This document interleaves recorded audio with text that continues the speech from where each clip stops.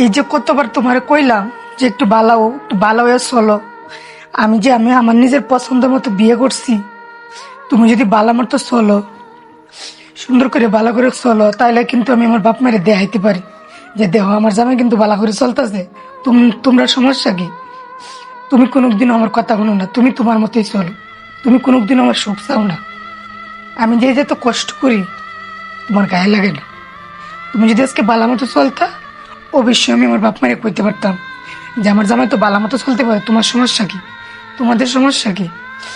আর তুমি তুমি আমার কথা শোনো না, তুমি তোমার মতোই চলো। তুমি একটু আমার কথা ভাবো না। এত কষ্ট এত দুঃখ নিয়েও কিন্তু আমি তোমার সংসারে আছি।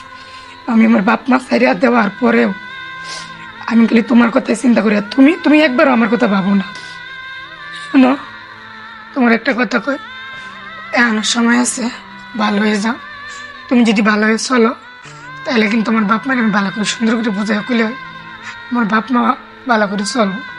এখনো সময় আছে, তুমি ভালো হয়ে যাও। যা করছো করছোই।